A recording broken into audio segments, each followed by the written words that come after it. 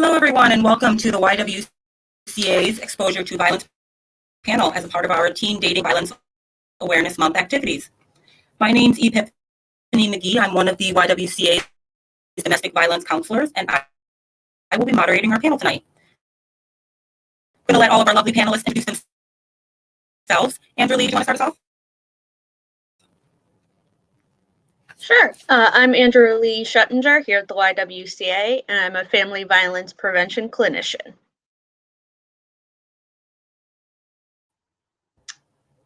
Hi, I'm Alicia Godlewski. I'm from Schenectady County Probation. I'm a juvenile probation officer, and I also have some experience working with families, being a long-term caseworker with the Department of Social Services.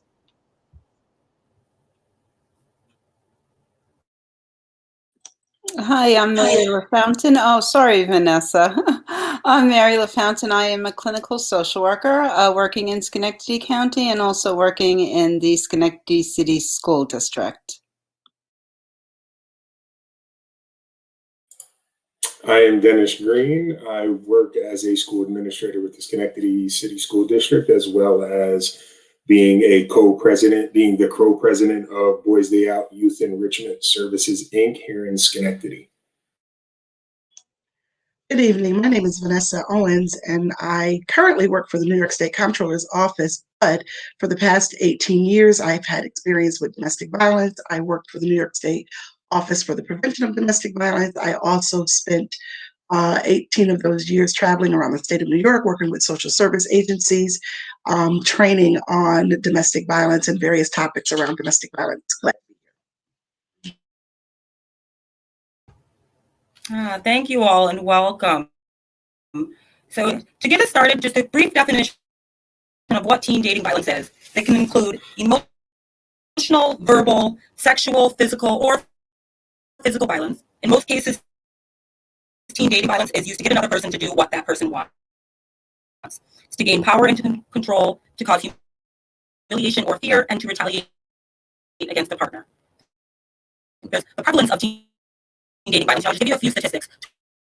25% of teens report experiencing teen dating violence annually.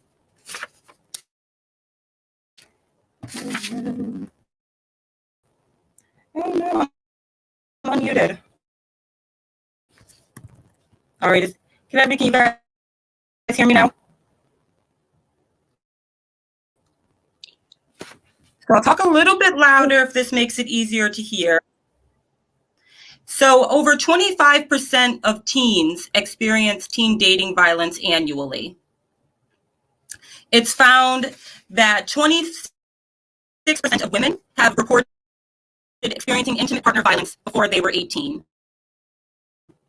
1 in 11 female teens and 1 in 15 male teens reported experiencing physical dating violence in the last year. 1 in 9 females and 1 in 36 males reported experiencing sexual violence.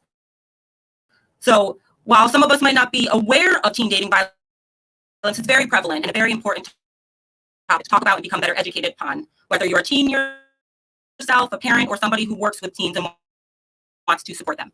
So we're going to hop right into it and get into some of the questions that our panelists are going to discuss tonight. The first being, how does being exposed to domestic violence growing up influence teenage dating violence?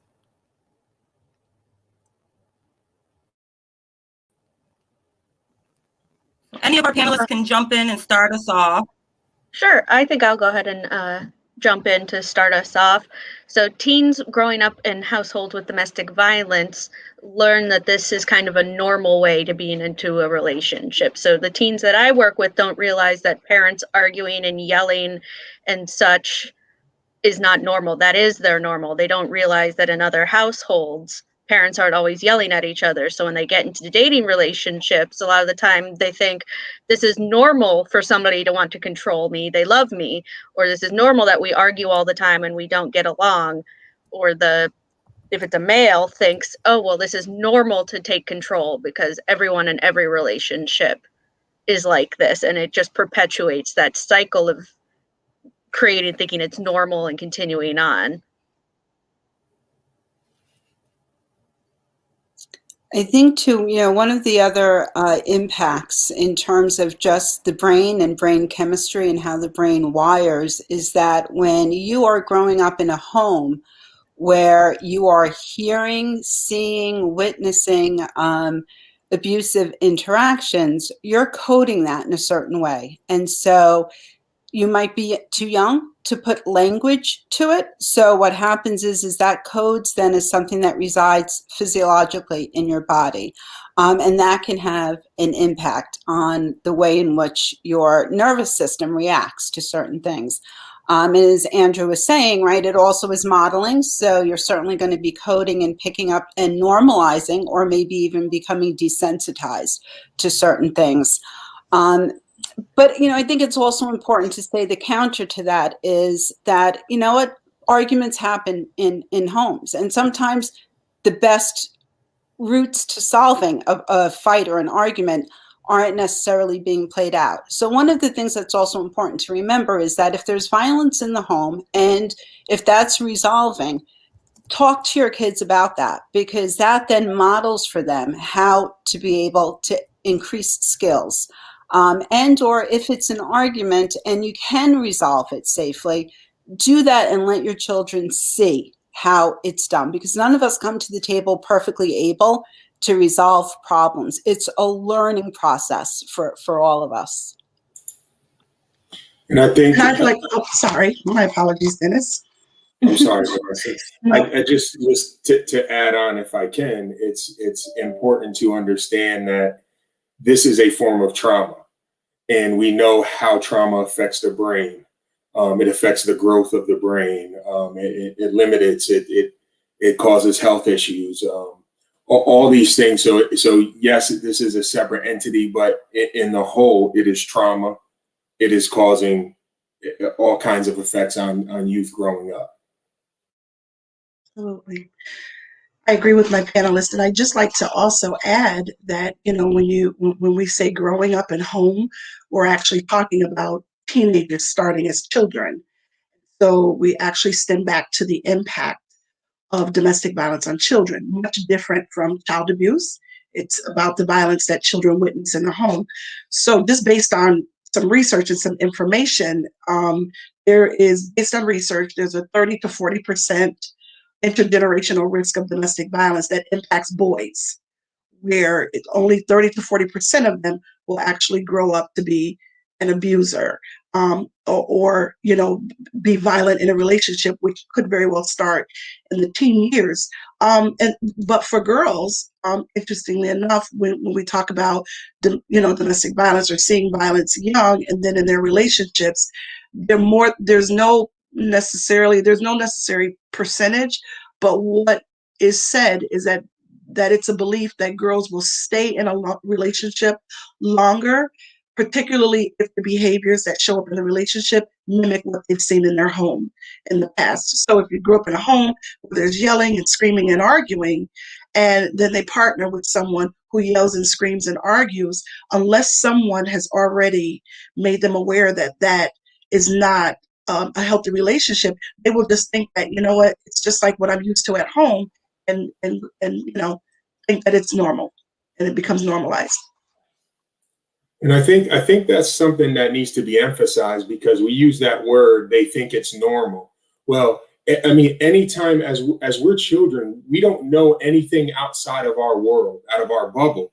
And if this is going on in our bubble, as children, we may tend to think this is the right way to deal with things. And I like what Mary said was it's a process of teaching. Yes, you're going to have arguments, you're going to have disagreements, but it's how you handle them to teach, right? So we say it's normal how they're growing up like this, and it's because that's what they're seeing constantly. So you tend to grow up, even as you get older in life and it's wrong, it's that part of your brain that says this is normal, this is how life has been, this is how it's been growing up. And there comes a point in time where that is all you know. I just wanted to jump in real quick before we go to the next one, and definitely support what Mary and Dennis were saying, that I work with families and the teenagers, and what I find is you're right with arguing versus yelling. I have a family where they don't have arguments, they just have yelling. There's no discussion, there's no figuring it out at the end. It's just yelling. And the teenagers have realized that they go from 0 to 60 because they don't have any discussion. They just bottle it up, bottle it up, bottle it up because they don't know how to discuss because of just what you guys were saying. They just yell. There's no arguing, as we were saying. So I definitely see that. And it's important for families at some stage. It's really helpful when they're kids and teenagers because I can help them. I can model different behavior. I can help figure out where that comes from as a clinician and to prevent that from happening in their family when they have their own children. And if I can just add before we go to the next question, the one thing we want to keep in mind if we're using the term domestic violence, we also want to consider an establishment of fear because, and I appreciate what we're saying, the difference between the arguing and the yelling. We could just have a loud household where people yell and argue, but there's no, I come from a loud family. We all loud. Everybody's loud. We like to have a good time. But when we talk about domestic violence, when we add that to the equation, we're actually talking about an establishment of fear. And I'm sure we're going to get to that at some point. I just wanted to kind of bring that out up front. I'm really glad you pointed that out, Vanessa, as we talk about some of what it looks like in the home, but to also make sure we drive home that it's trying to instill fear to manipulate someone and coerce them is really important. It's the base of domestic violence and dating violence. Having established that basis of how it's influenced, and it's definitely the foundation is laid in our adolescence or our childhood seeing it, what does it look like in teenage dating relationships? What does teenage dating violence look like, and how does it differ from domestic violence in an adult relationship?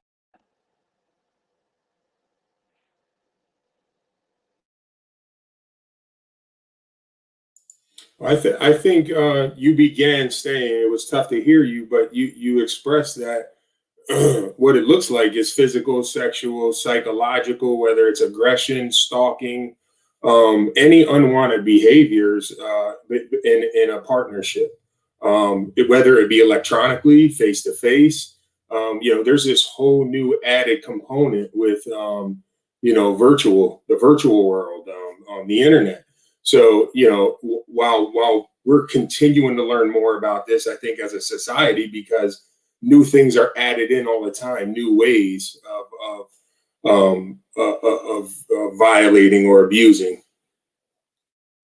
Yeah, and I think to add to what Dennis said, one of the things, and I took a moment of pause because my first thought was, is there really much of a difference if we look at some of the tactics that are used?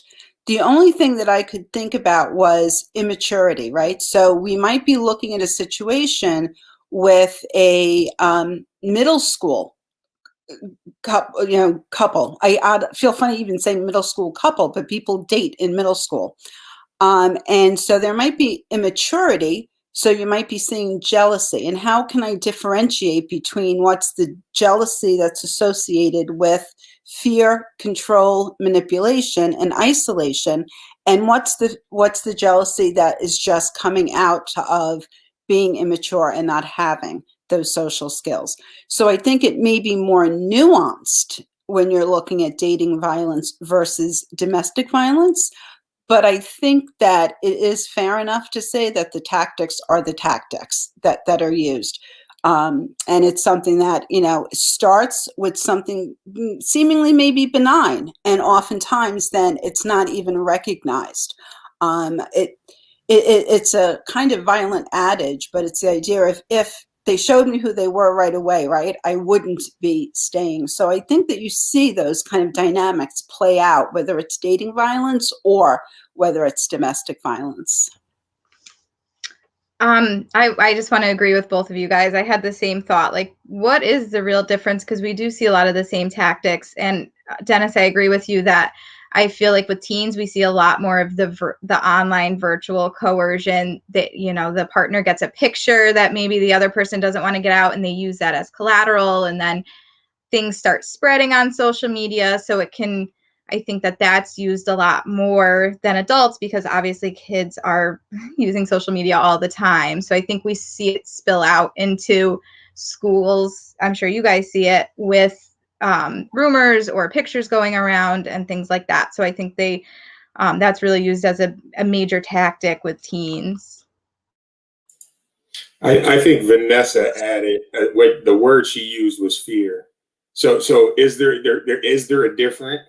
There's not, because it's both morphs from it both comes from fear. Utilizing fear to abuse, right? I think Vanessa had it perfect when she used that term. Thank you, Dennis. And just to agree with all of my co-panelists, it's all of that. And Mary, you said it. There really isn't a real distinction in terms of those various tactics of control, because if we think about the power and control wheel, that's what's prevalent. And of course, there are those what we call those lower level forms of domestic violence that escalate to the physical violence. But Dennis hit on something that I think is very key too, is that he mentioned kind of like the big four for teen dating abuse, that physical, sexual, psychological, and the stalking, because those are the things that we see and what we would call the unhealthy relationships. Teenagers, where, it's the control, it's Valentine's Day, my partner buys me a new phone, and I think it's wonderful, but really the intention is to up with me a little bit more, and if I don't answer the phone, or if I don't respond to a text message, or if I'm in school and my partner wants me to go to, level 2 and I'm supposed to be on level 1, and my partner keeps calling me over and over and over again, when we know we're not supposed to have phones out in school. And the same thing on the college level, because when we talk about teen dating violence, we're definitely expanding that age group. But I think the big fours, and Mary, absolutely, I don't necessarily see that there's a difference, because it's that fear and establishing that power and control.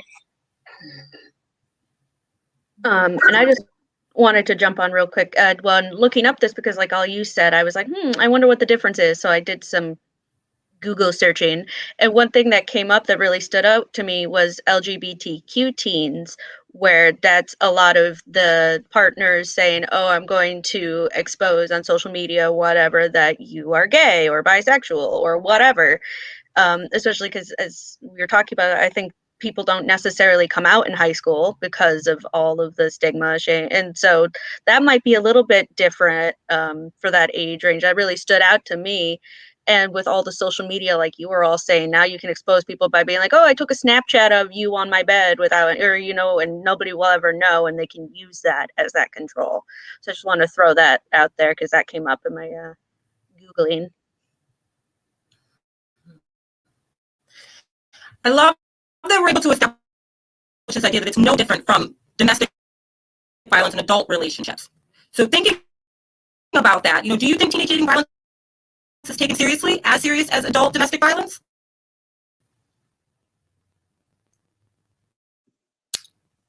I'm sorry, Piff, I just wanted to clarify. Was that asking, do we think that people take teen dating violence as seriously as adult or domestic violence?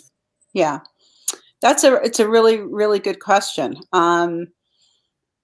I guess just from kind of, my experience working in schools, I think that it is becoming something that there's more attention paid to it. I think there's also more attention paid to, following on what Andrew was saying about the heteronormative lens that was originally on domestic violence, or so I think that a lot of the things that we're doing, I think there's a lot more attention to power over dynamics, a lot more attention to the potentials associated with the internet and with people being able to utilize content on pictures or on phones. So I think that society in general is becoming more aware of what children can be exposed to at earlier and earlier ages. And I think by nature of that,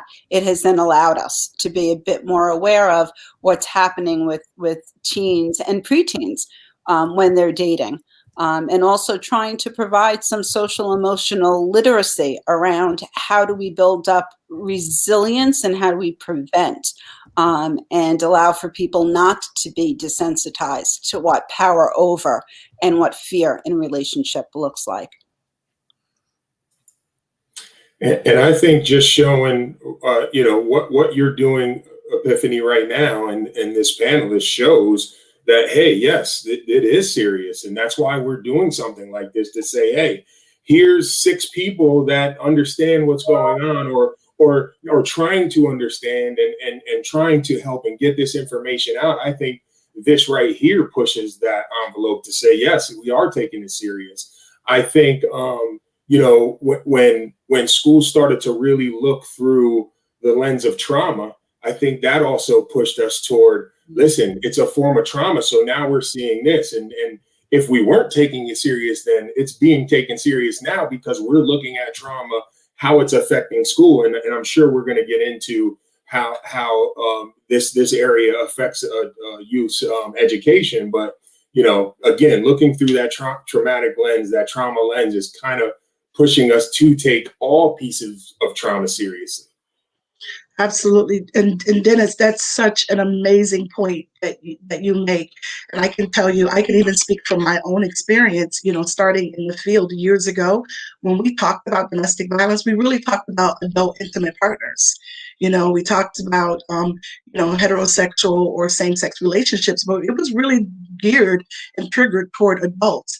And I think, Dennis, you're absolutely correct. The more we expand that lens on trauma and what has actually happened in the life of a child, what they've witnessed, maybe those behaviors that they've grown up with that now are showing up in relationships, we now can identify that, what, we need to look at this lens of domestic violence and consider what is unhealthy in a relationship between teens, regardless of the dynamic of the relationship. What's unhealthy, what's triggering, and what are these behaviors that are happening? And I think that also, too, the media has served to build some sense of awareness as well. Unfortunately, with the amount of fatalities that we now see as a result of domestic violence, it's unfortunate, but sometimes, as a society, we don't really respond until there is a fatality or until something happens. So I think that the awareness is growing, because unfortunately now more and more cases are coming out where these violent behaviors are starting as early as 12 years old and growing in relationships. So I just want to jump into on this question, just from a probation standpoint. So this is kind of like a twofold question for us, because yes, I feel like we do take it seriously at probation, but our response looks a little bit different when we deal with juveniles. Like, our focus is more on rehabilitation, and we take it seriously both when it comes to working with survivors and also perpetrators. So we see both. I mean, we work with youth who maybe are working with us for other reasons, like a person in need of supervision was filed by either the parent or the school, or they've committed some other juvenile delinquency. So we're working with them, and in getting to know them and the family, we hear that they're experiencing teen dating violence. And we also work with perpetrators, again, not necessarily because of a teen dating violence episode, but maybe they were arrested for something else. And then through working with them, we hear about their relationship issues. But we really do focus more on linking with supports and services and community resources to try to address the behavior. We don't focus on like punitive measures. We always try to work with kids on a diversion level when that's appropriate. So again, it's great that I'm so glad to be a part of this conversation with the YWCA, because they're a really great partner in being able to link kids to services in the community. So again, we take it seriously, but we kind of come at it from, let's figure out how to get these kids help. I think, Alicia, what you said is important, because you talked about your aspect of how you deal with it and how probation deals with it. I do love the whole restorative piece, and I think what's important here is when we're talking about this type of violence, we're talking about the abuser as well as the victim, because we have to help the abuser as well, right? Because that abuser becomes an adult. They continue to abuse, they have children, and it's that cycle that we're trying to break, right? So we have to make sure that we also understand that portion of it too. And it's not like, oh my God, we feel bad because you have gone through this. No, it's like something serious has happened, and now we have to reach out and we have to help you as well. This is a trauma that you're doing this because of trauma in your life. And I go back to that trauma lens that we're all really trying to look through and understand that if we can, this conversation is not just for the victims, but as well as for those young abusers that are calling out for help as well. So I like the piece that you said, Alicia, and that just reminded me of that. Let's help as much as we can all the young people. Dennis, I think that brings up a really good point in relation to the difference between how do we look at adult domestic violence versus how do we look at teen violence. And it is that opportunity, particularly with the pliability. I'm going to go back to kind of nerdy brain stuff, right? But your brain isn't fully developed. So your prefrontal cortex and all of the different wirings and things that are a part of making us who we are, right, have more pliability, certainly for teens. And I wonder, and I'm wondering too, if Vanessa or Andrew or Alicia might have some more modern information, for lack of a better word. I kind of started my training with domestic violence back in the olden days, where because people did not take violence against women seriously, because husbands were even able to beat their wives up until a relatively short period of time, right? So the stance was, this is not something that you take a therapeutic approach with. You criminalize it and you put perpetrators of domestic violence in jail. And that was a very socio-cultural reaction. So I'd be curious to hear from you guys. Has that lens changed in terms of the adult world, or is it something that you see that's like more prolific in terms of changes with the with teens and teen dating?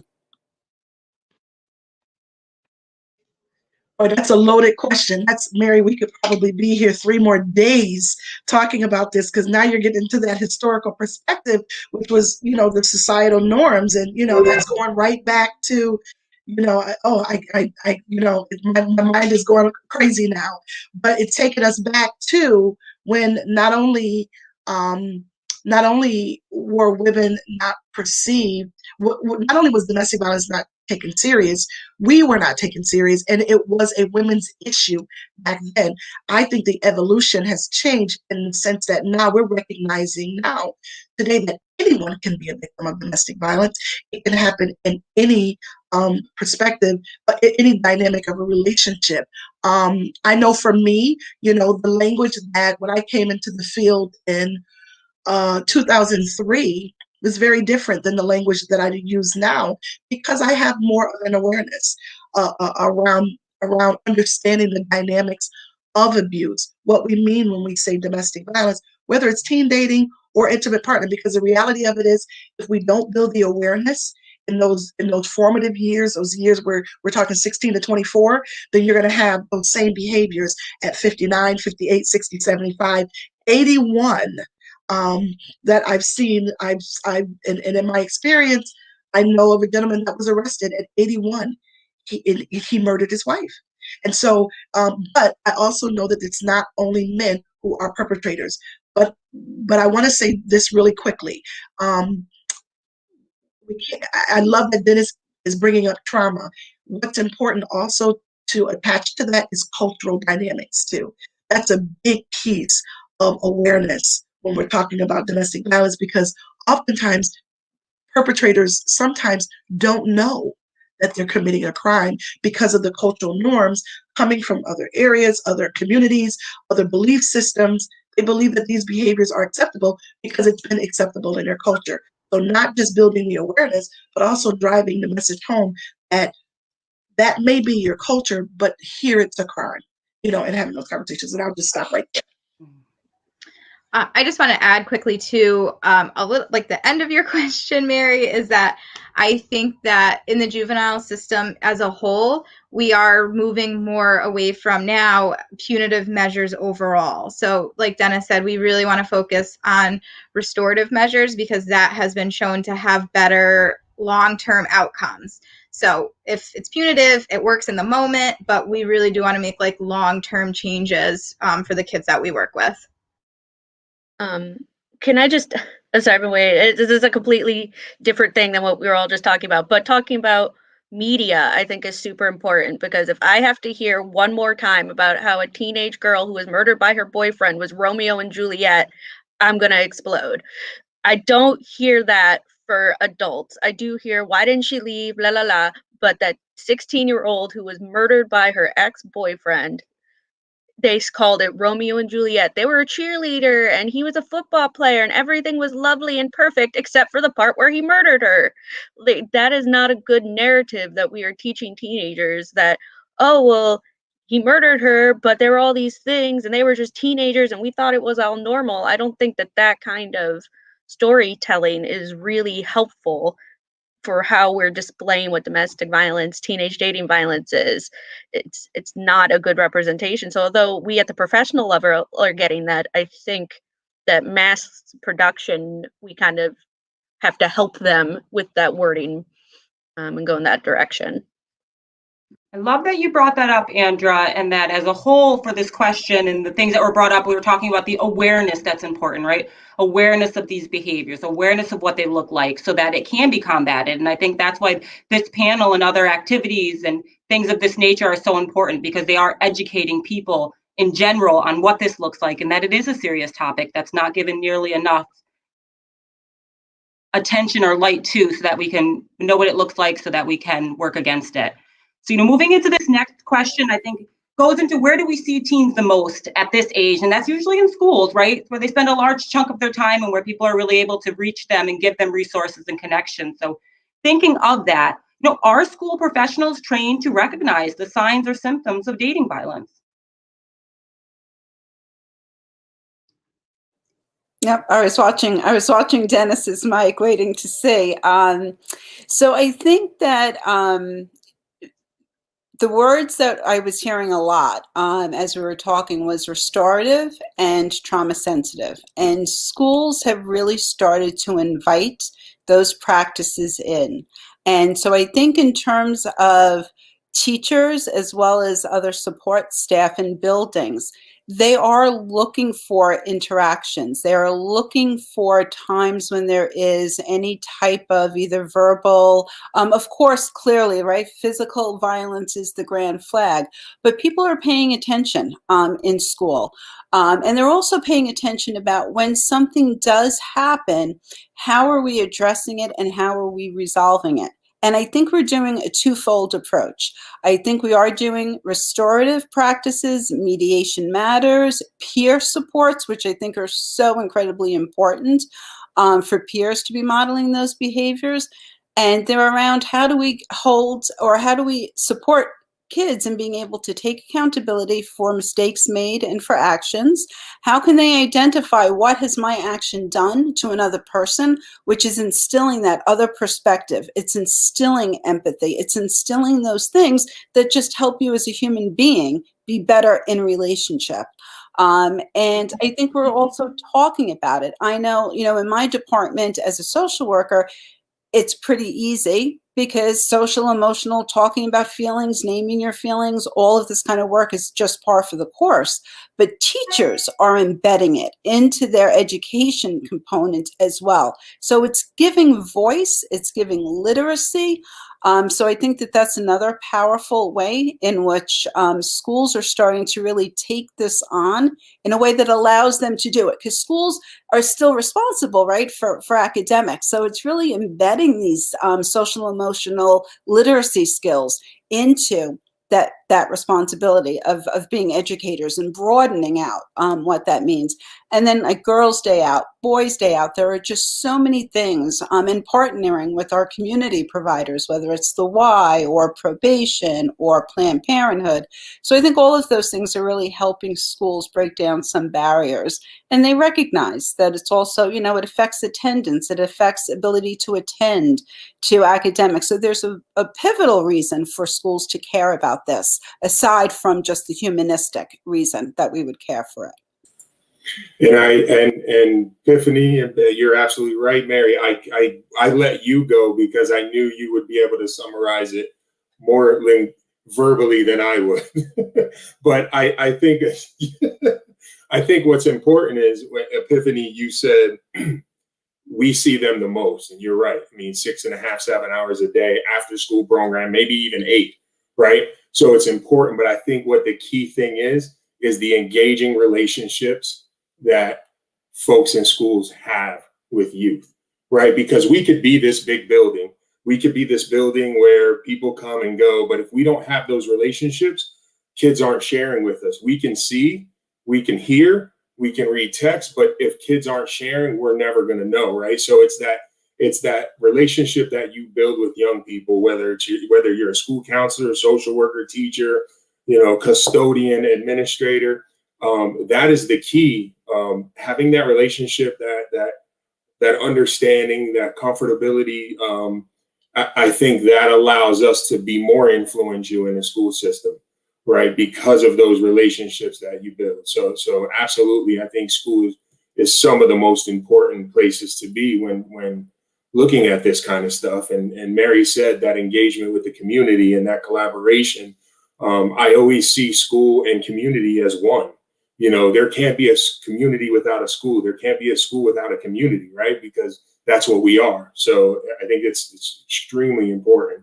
It's an extremely important place to see any signs of trauma. And again, I keep saying looking through that lens of trauma, but it helps you understand various forms of trauma and where it comes from.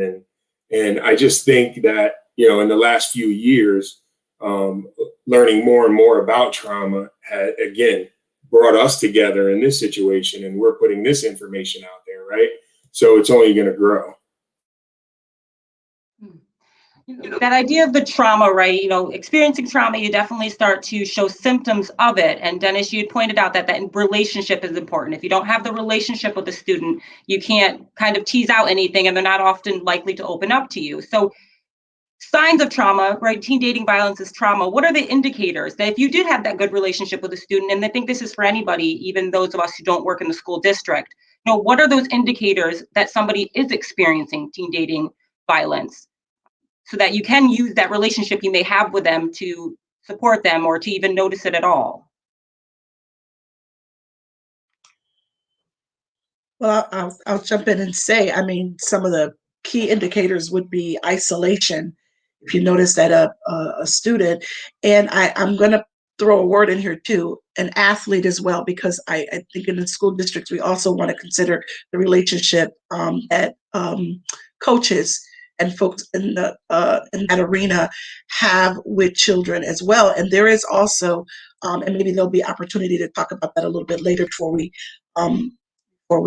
dismiss, but isolation, overeating, undereating, confusion, short patience, just when all of a sudden you see a student that's acting differently from how they usually would act. And even some of those social behaviors where they're bullying, they're being more aggressive than usual, unable to focus. So all those things, plus probably a whole slew more, are indicators that maybe something is going on. And I think, it's so difficult, right? Because some of the signs Vanessa just said, and I can add, low self-esteem, anxiety, depression, but some of these things, they could be related to any type of trauma, and that's the difficult part. That's why those relationships and being able to extract that information is so important, because the what it looks like, it looks different in every single individual. Yeah, and I think, just in terms of lending voice, you lend voice by asking the question. So I think, I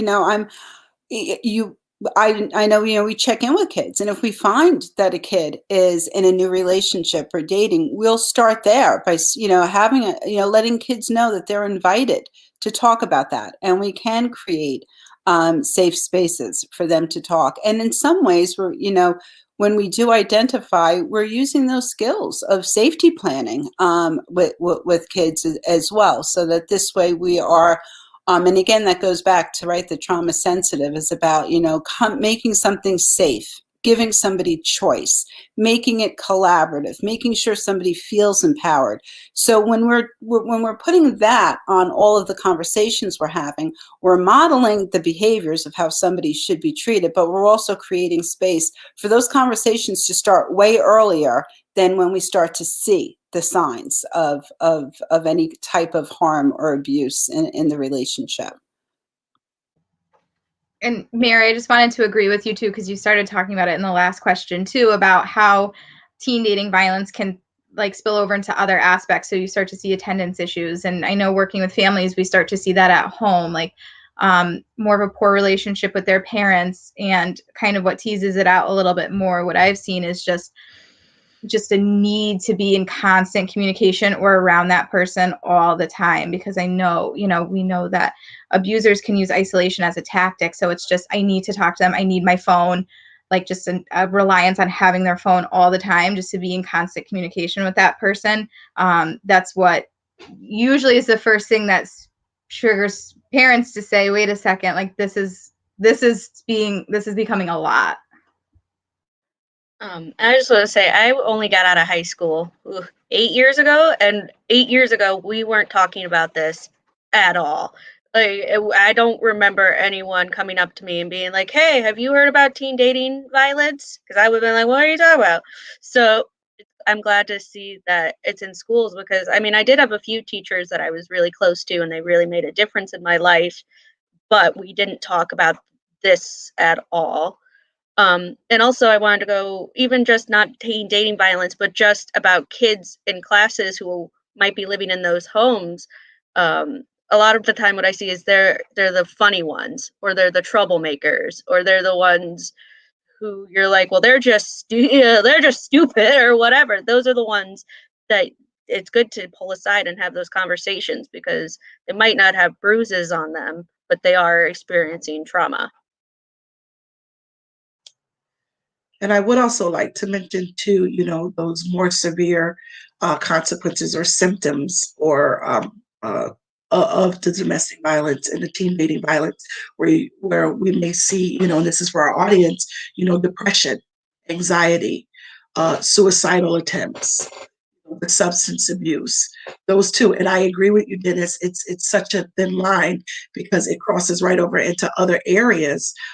But again, this is where, like you said, the communication and having the relationship. If we know that this student is a straight A student, and whether or not they play sports or not, and we're aware that they're in a relationship, and all of a sudden things are plummeting, maybe it's that time to have a small conversation.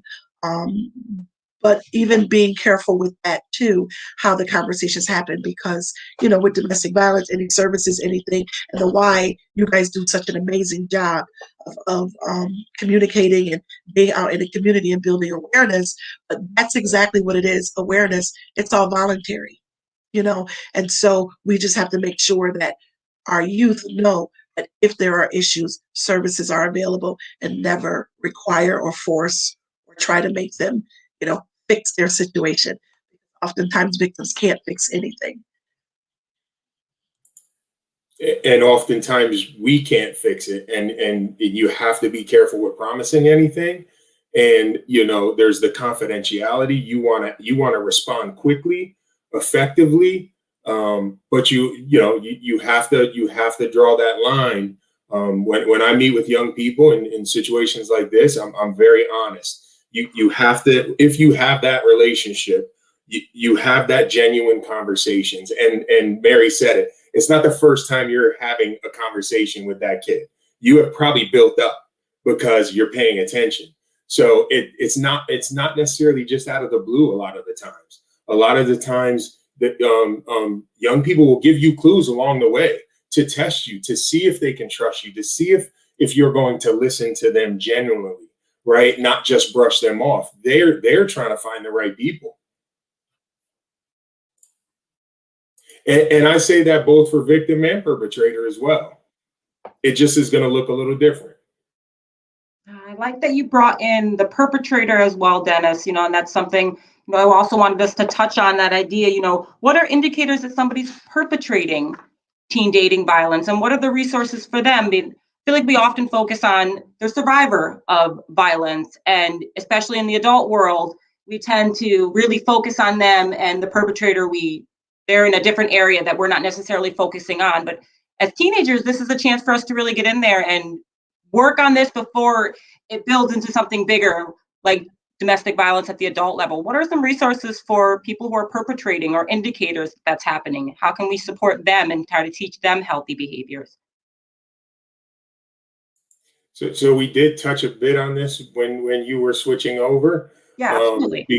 because Alicia brought up uh, uh, her work she does through diversion, things like that. Mhm. So we had touched base on that, and it's important that we don't just skip over that, because a young perpetrator again is just going to become an old perpetrator, and we have an opportunity to teach and learn, right, and help break that cycle. And we kind of discuss how can we break that cycle, and again, engaging relationships, listening, being opening, and providing students with resources, providing young people with resources.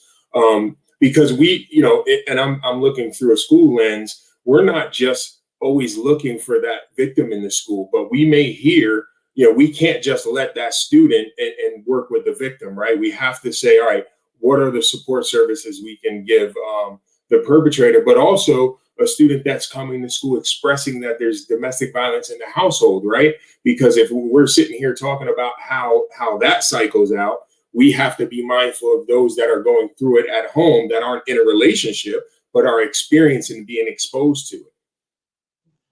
Thank you, Dennis, especially with my technology issue. But Mary, go ahead. I think you were about to hop in.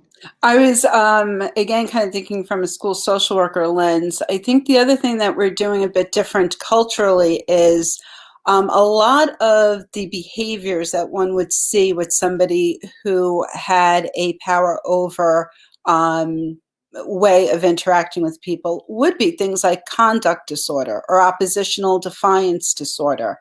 Maybe some of the behaviors, impulsivity, irritation. And again, I think, Vanessa had mentioned, right? If you are a child witness of domestic violence and you may be dealing with a depression, or you may be dealing with a hypersensitive trigger to everything around you, and you're going to have that kind of reaction. They're all very, very kind of blended together in terms of the behaviors we see are pretty set, but what's feeding those behaviors can be very different.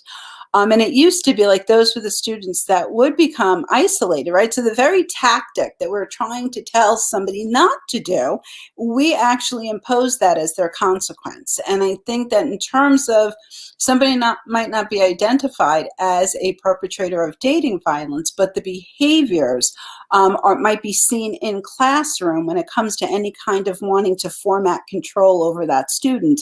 And our policies and procedures have changed in order to be able to better address the feeder system into those behaviors, as opposed to using the very, very tactics that are abusive tactics. And it's isolation that comes to mind as the first of the main tactics that used to be used.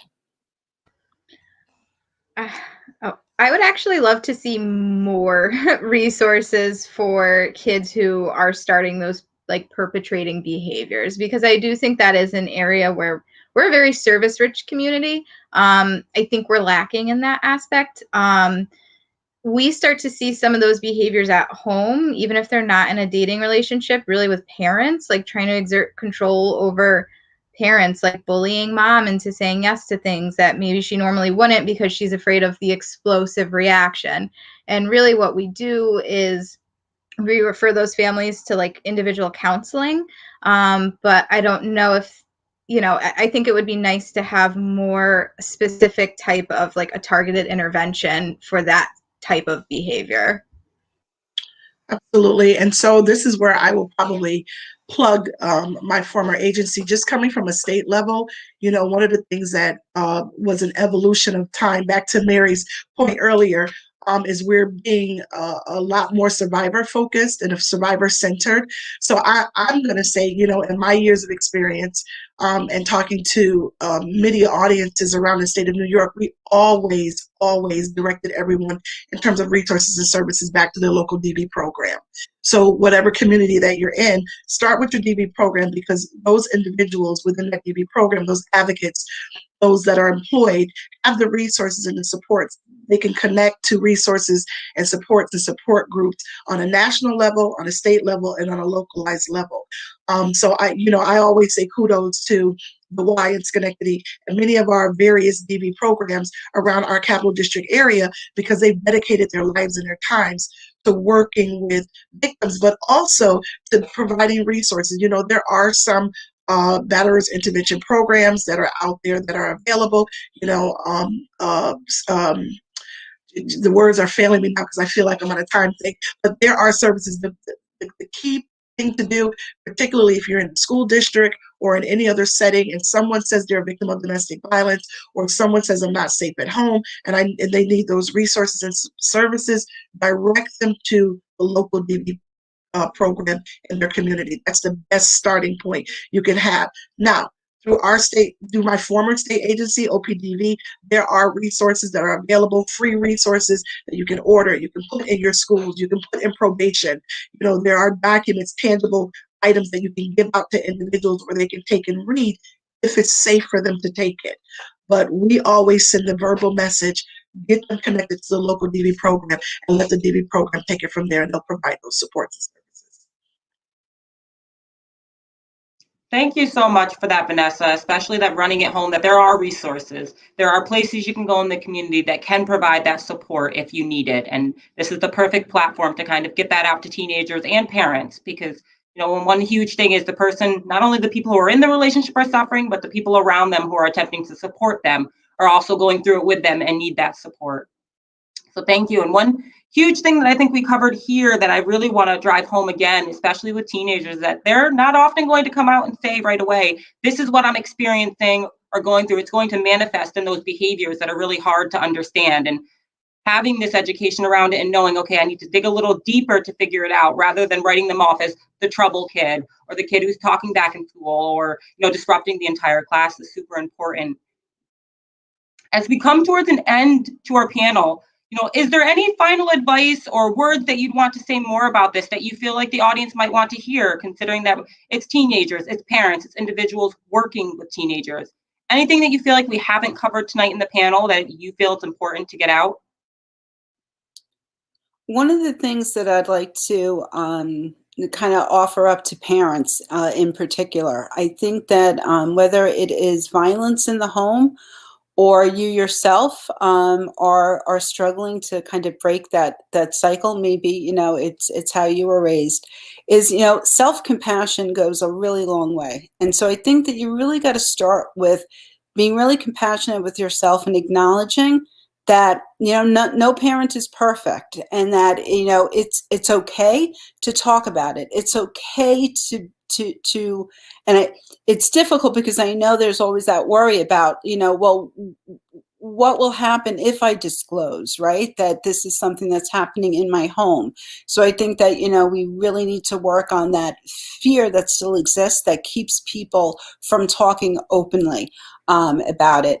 But I think that, parents need to feel like it's safe for them to be able to kind of acknowledge their concerns and their mistakes and their fears, and know that they can learn how to change it, basically, and to do better for themselves and their kids. Thank you, Mary. I just want to add that it's important for men and boys to be allies in this. We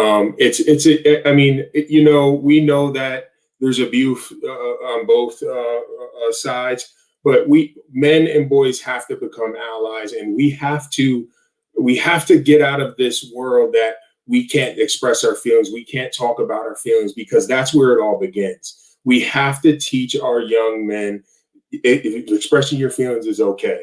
It's okay to get it out there. It's okay to talk with people, because that's the start of it, right? That's the beginning. And I just wanted to add that, being the only male on the panel, which I have no problem with, but I think, I hold the weight on that is extremely important.